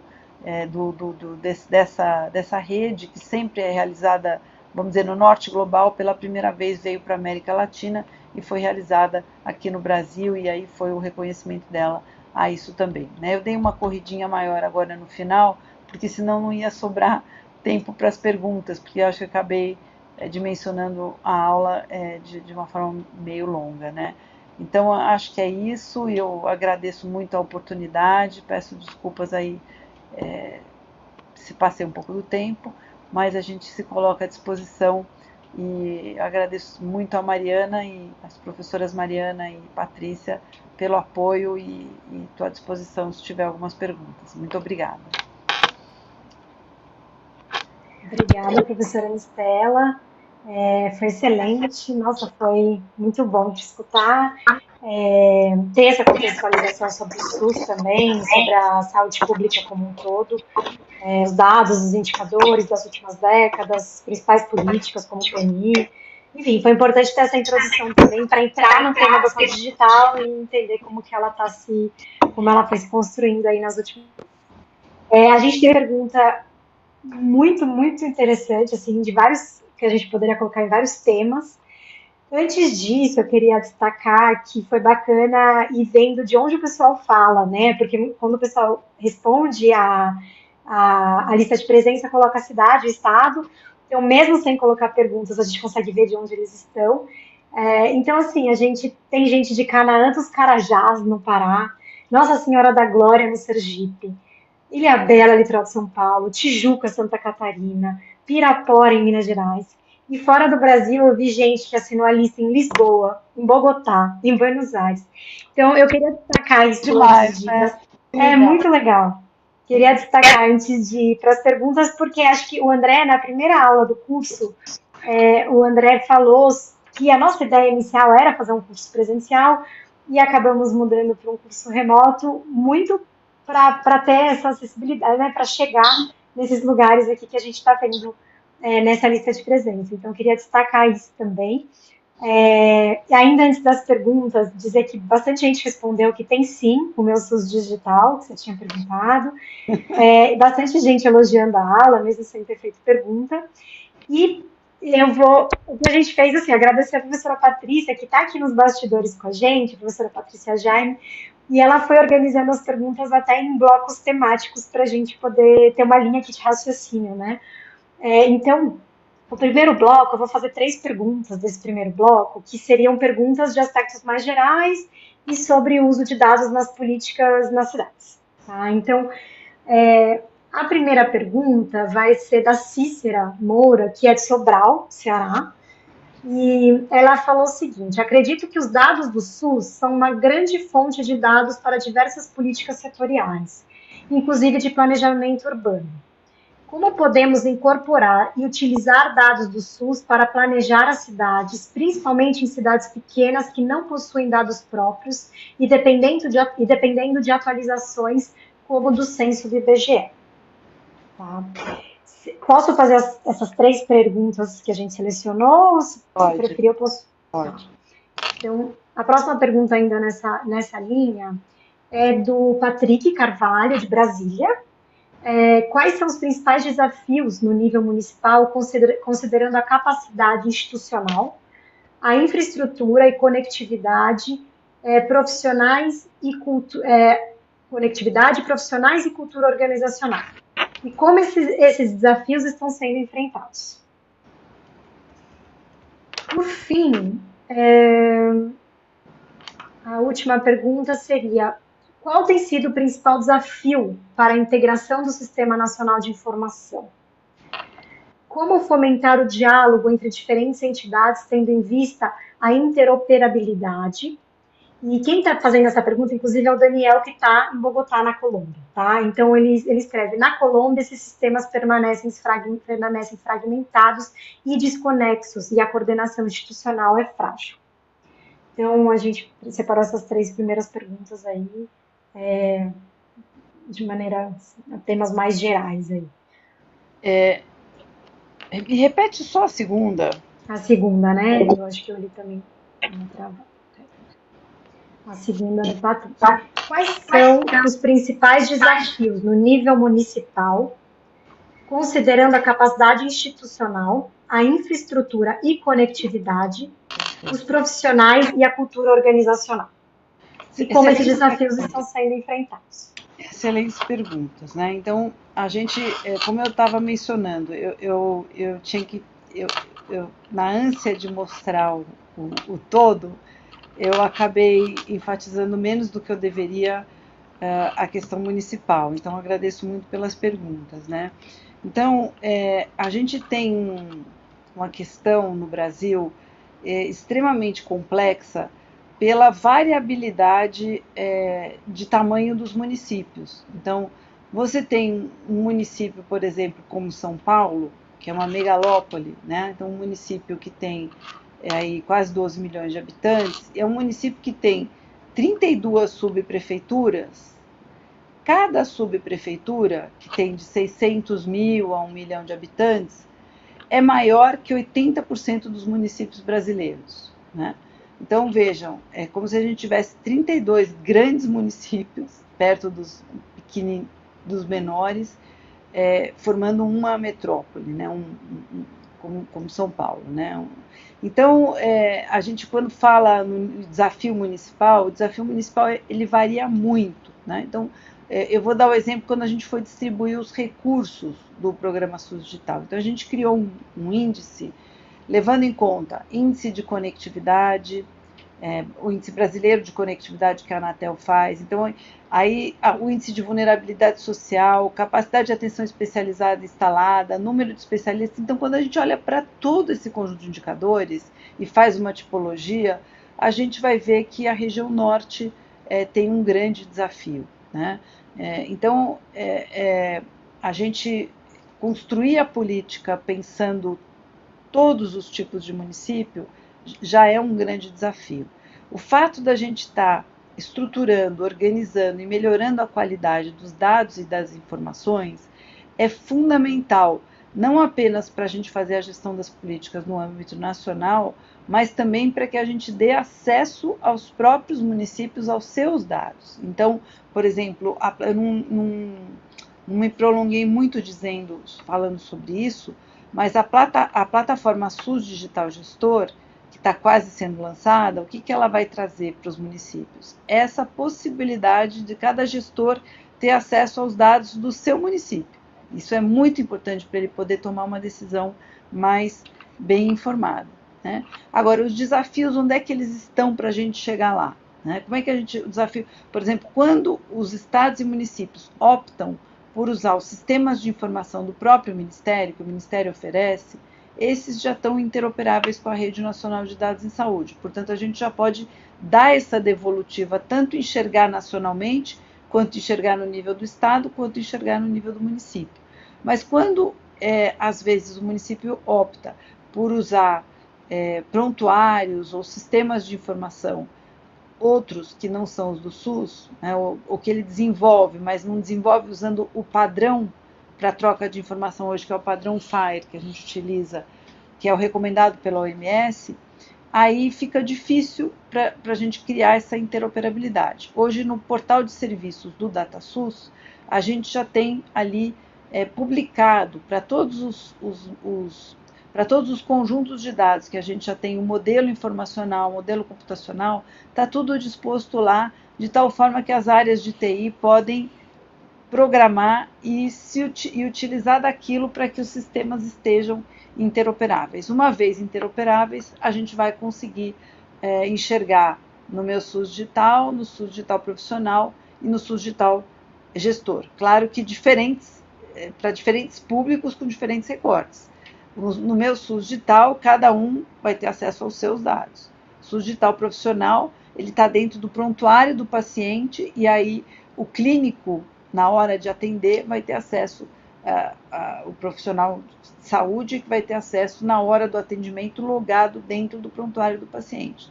E o SUS digital gestor, não, aí já é o dado para o gestor municipal do seu município, para o gestor estadual do seu estado. A outra coisa que a gente está construindo é a federalização da Rede Nacional de Dados em Saúde.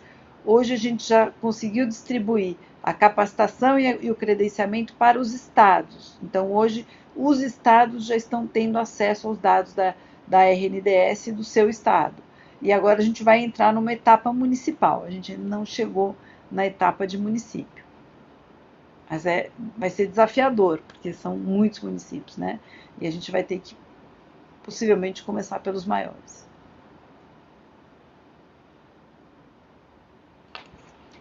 Bom, vamos para mais uma rodada aqui de perguntas. A gente vou fazer mais 3 perguntas sobre a organização do cuidado, que 3 blocos mais ou menos nessa linha. A primeira é da Franciele, ela é de Serra do Espírito Santo, e está perguntando se você tem dicas, casos de boas práticas para oferecer serviços públicos digitais para cidadãos com dificuldades em letramento digital, como idosos e pessoas com menor escolaridade. Essa é bem interessante, essa pergunta. A próxima pergunta, ainda nessa linha, deixa eu chegar aqui, é da Lívia, de São Paulo, falando um pouco dos perigos da digitalização do SUS. É possível acontecer redução de investimento em serviços presenciais em detrimento aos serviços digitais? Corre-se esse risco? E a próxima, na verdade, é uma pergunta até mais longa, mais interessante, da Jéssica Silva, também de São Paulo, que ela quer saber do saúde mental. Então, vou ler aqui, ela faz até uma introdução. Ela pergunta: gostaria que a professora comentasse sobre a implementação do saúde mental nesse contexto, já que existe o pressuposto de que irá desafogar o sistema, mas tem a problemática da sensibilidade de diagnóstico, e com isso acabar ou piorando a demanda ou deixando os casos limítrofes de fora. Então, seria interessante saber do olhar de uma pessoa de dentro da saúde pública sobre isso. Afinal, estamos em uma pandemia em saúde mental. Então, essas 3 perguntas aí. Excelente. Excelentes questões. Agradeço muito pelas perguntas, né? Então, um caso de boas práticas em letramento digital não está me ocorrendo agora aqui. Mas o que eu posso dizer, assim, é que, por exemplo, para desenvolver a caderneta, talvez esse seja um caso, para desenvolver a caderneta da pessoa idosa, a gente fez várias oficinas de trabalho com idosos, para que eles cocriassem e mostrassem como que eles queriam que o aplicativo tivesse disposto, né? Claro que com apoio, supervisão de pessoas que têm formação em usabilidade e tal. Mas a gente está fazendo muito esse processo de co-criar, usando o design thinking e fazendo as oficinas e co-criando com os públicos. Então, não é o aplicativo que a gente imagina, mas é o aplicativo que aquele público gostaria de ver. Agora, é um desafio mesmo, né? O letramento é um desafio, tanto o letramento digital como o letramento em saúde. Os dois são um desafio, né?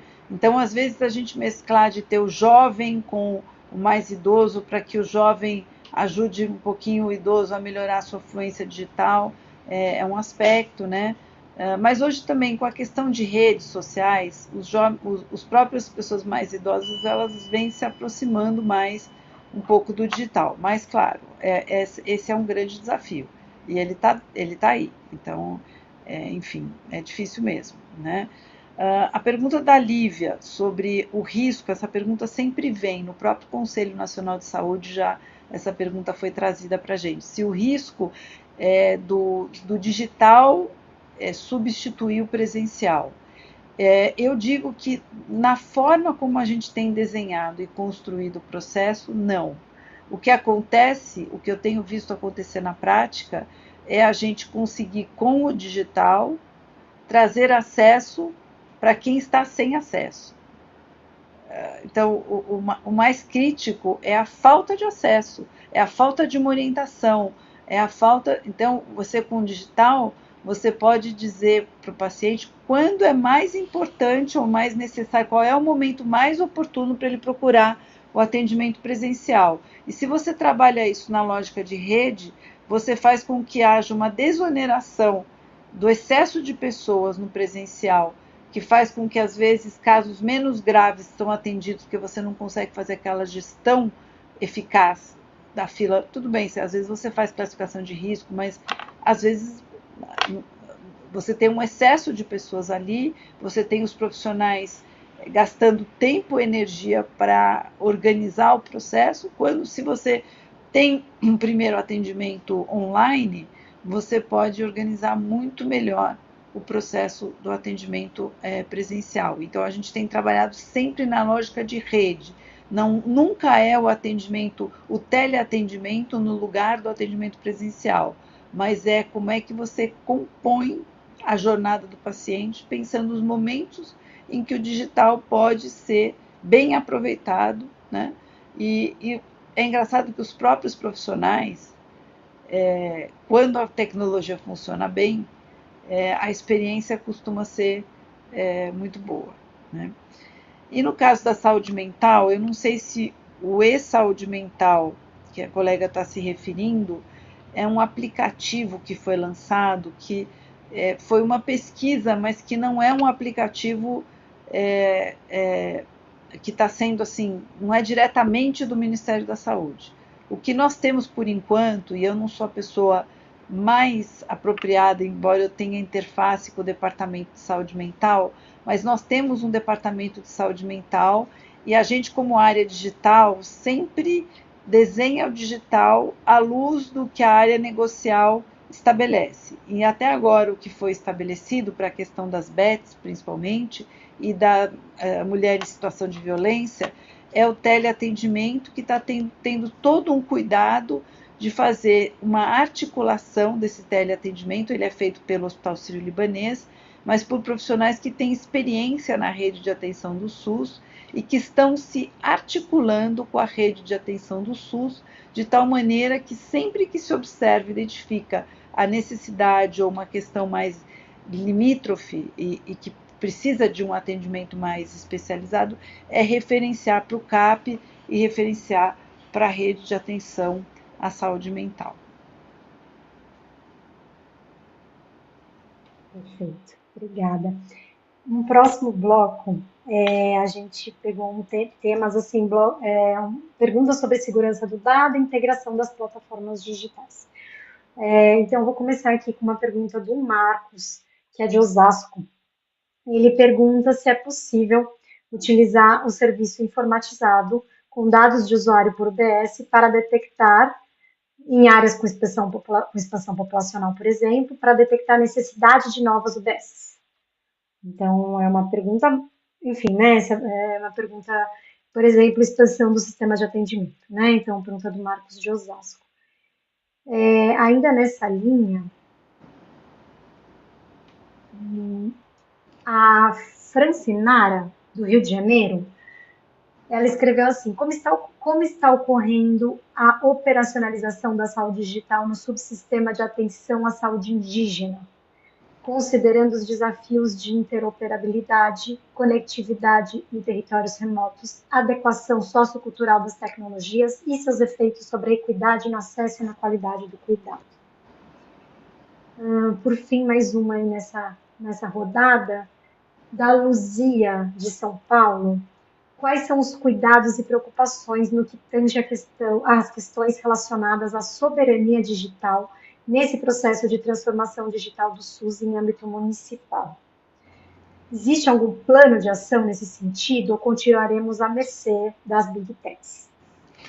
Nossa, excelentes perguntas, em um público super diferenciado, né? Muito bom. Então, a questão primeira, dados para identificar a necessidade de novas UBSs, né? Bom, o SUS faz muito e a Secretaria de Vigilância em Saúde faz muito, e hoje a gente está trabalhando para pensar também a questão de cruzamentos das várias camadas de dados para ampliar nossa capacidade analítica, mas na vigilância hoje já é possível, através de indicadores que se tem de vigilância e epidemiológicos, identificar os locais de vazio assistencial e aonde é necessário mais unidades ou mais equipes trabalhando. E complementarmente, nesse momento, o programa Agora Tem Especialistas tem trabalhado também com as carretas, né, que estão levando uma série de serviços para os locais de vazio assistencial, porque uma construção de uma unidade leva muito tempo e a saúde não pode esperar, muitas vezes ela tem urgência. Então nós já estamos aí com 60 e poucas carretas circulando pelo país, né? Cada período elas ficam um mês em cada local, fazem exames de imagens, no caso da saúde da mulher, faz até mais do que, faz a mamografia, ultrassom, já encaminha, faz alguns procedimentos.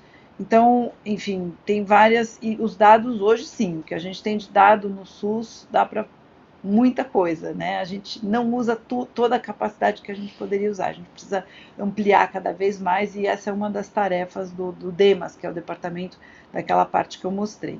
Saúde indígena, eu acho que a questão foi muito bem formulada, né? Por isso que a gente tem a Secretaria de Saúde Indígena, e todos os processos que a gente faz com relação à saúde indígena são em parceria e mediados pela secretaria, que hoje é ocupada por gestores indígenas, né? O Vebe Itapeba, que estava até recentemente, e a Lucinha, que ficou no lugar dele, são indígenas, e muitos hoje que trabalham dentro da secretaria.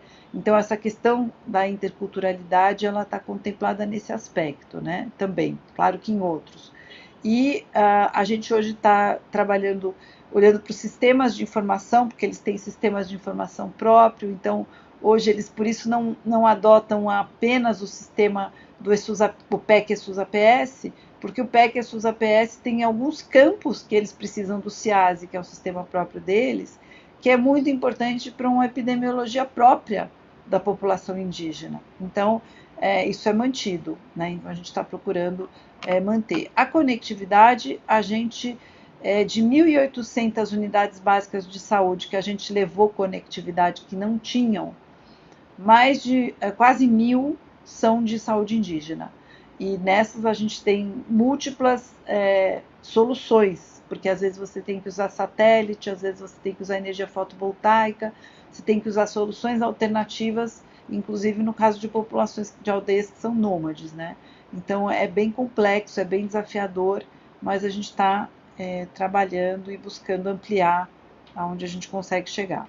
E sobre a questão da soberania digital, essa é uma questão muito importante e muito cara para todo o governo federal. A saúde não está sozinha, né? A saúde principalmente porque não tem dado mais sensível que o dado de saúde. Então a gente precisa de muitas camadas de proteção, e a gente trabalha constantemente com isso, melhorando essa questão, e a gente está num processo, a gente como país não consegue ainda, e a soberania, não existe uma soberania absoluta.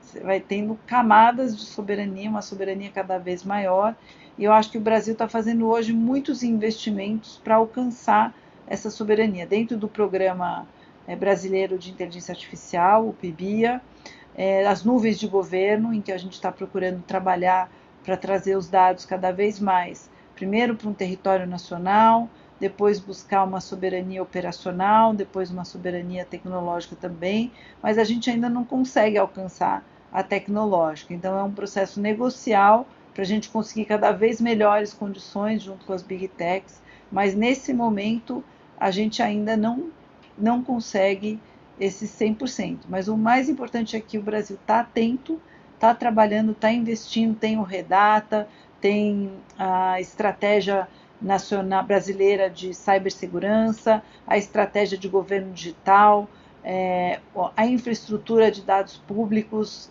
que é do MGI. Então, a gente tem muitas iniciativas e políticas hoje no governo, né? O próprio ECA Digital, né? Que tem trabalhado e atuado para que a gente...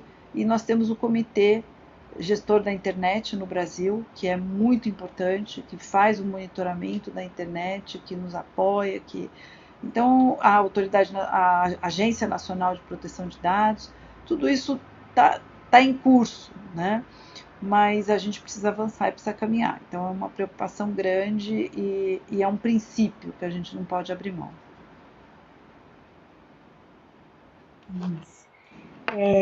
Mais uma rodada. A gente agora perguntas sobre a intersecção da saúde digital com temas emergentes, então como mudança climática, produção de equidade, promoção da saúde em áreas de risco, enfim.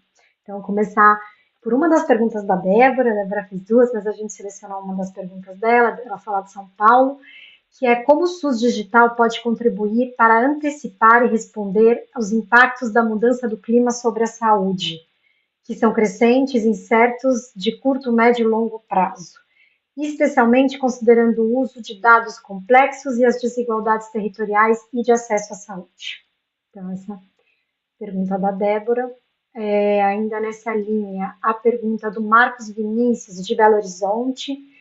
Boa noite, tenho sim o app Meu SUS. Em relação à integração com exames laboratoriais e de imagens de outros sistemas de hospitais universitários ou plano de saúde, laboratórios privados. Tem previsão para isso? Já está acontecendo? Qual a perspectiva de utilizar esses dados para campanhas de saúde em áreas de risco? Por fim, ainda nessa linha, tem mais uma pergunta aqui selecionada, que é da Tatiana, também de São Paulo. Estou responsável pela implementação do Programa de Diversidade, Equidade e Inclusão de uma organização social de saúde. Poderia compartilhar aspectos do modelo de saúde digital? Eu vou começar ela de novo. Tá. Poderia compartilhar aspectos do modelo de saúde digital que fortaleçam a equidade para grupos minorizados, tanto em relação ao público interno quanto ao público externo?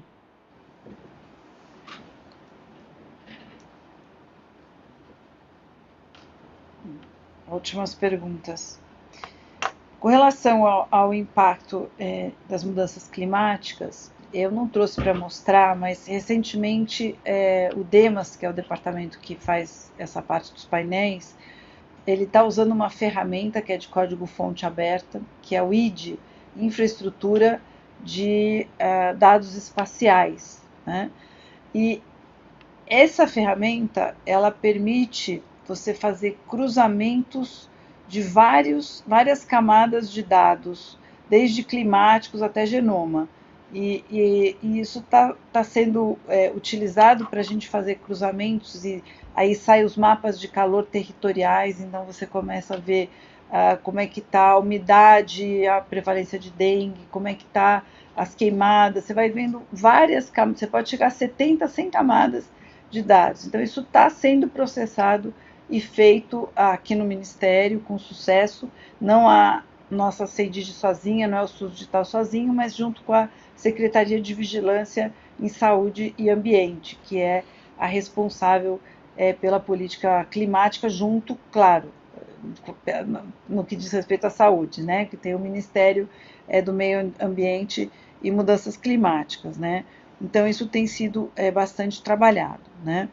A questão da integração dos exames, por exemplo, de hospitais universitários federais, se os hospitais usam o AGHU e praticamente todos usam, já está interoperável com os hospitais universitários, mas com o setor privado está em processo, não está, nós não temos ainda todos os exames nem todos os laboratórios, né?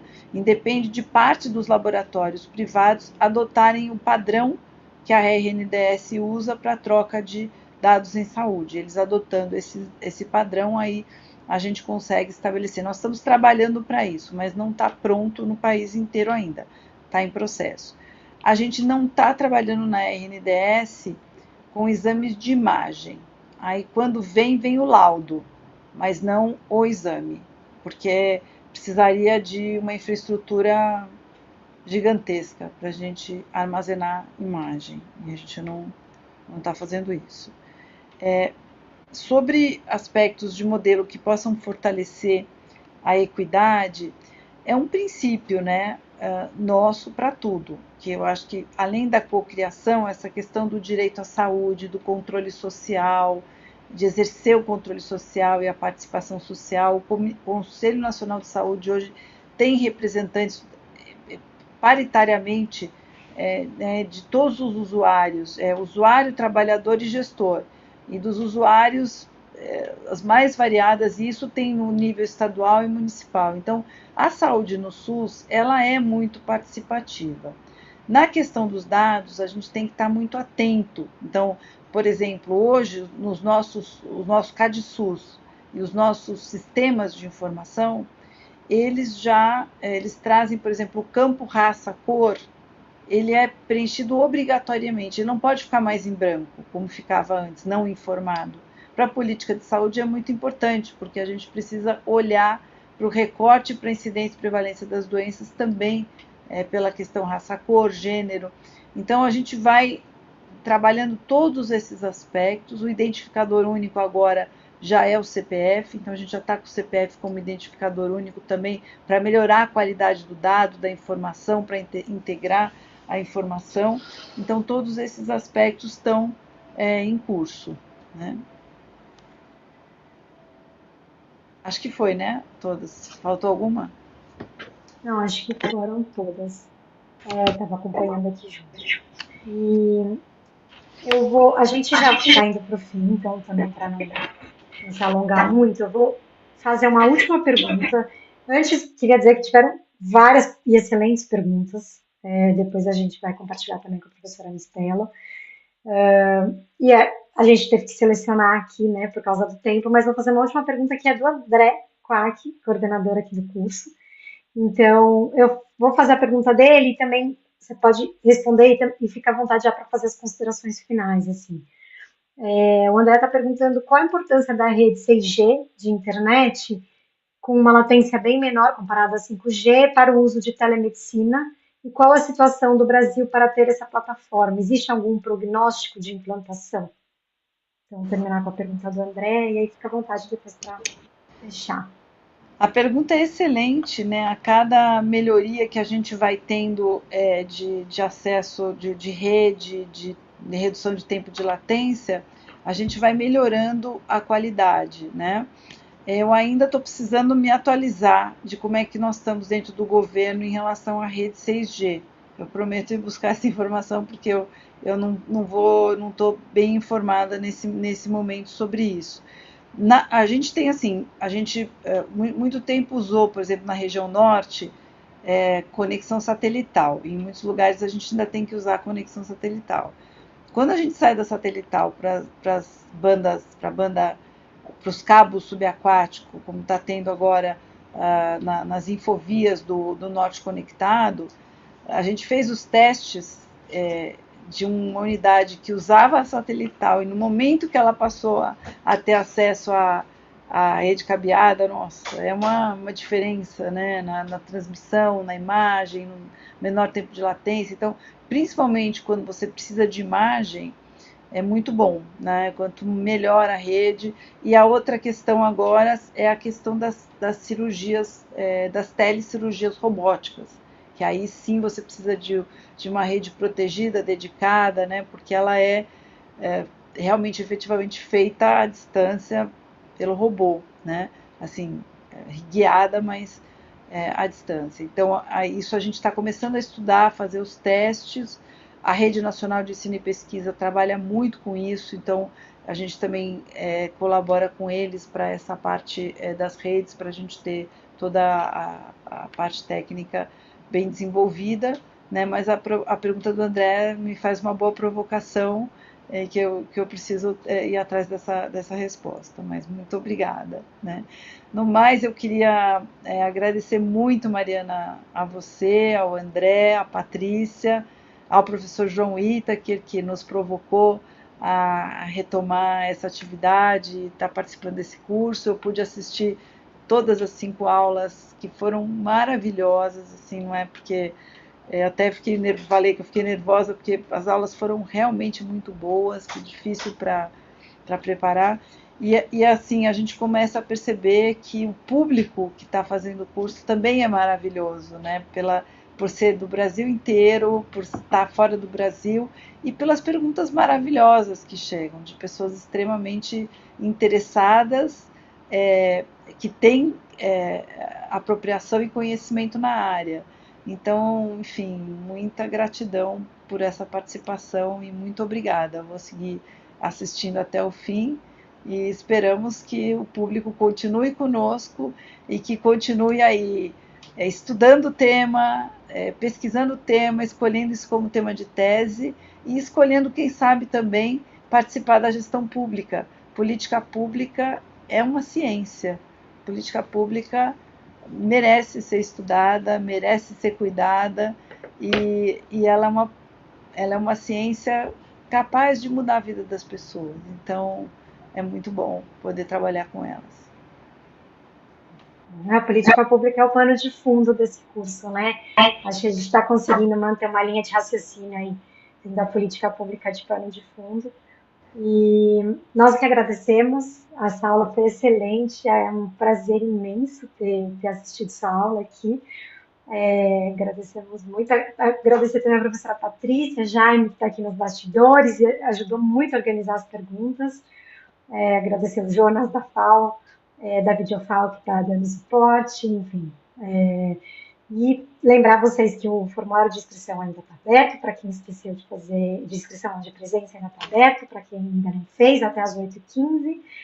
E na aula que vem, então, dia 13, lembrando, semana que vem a gente se encontra ainda no Eixo Saúde Pública com a professora Patrícia, com o tema de alimentação, saúde, segurança alimentar e nutricional. É isso, boa semana para todo mundo, até a semana que vem. Obrigada, professora Anistela.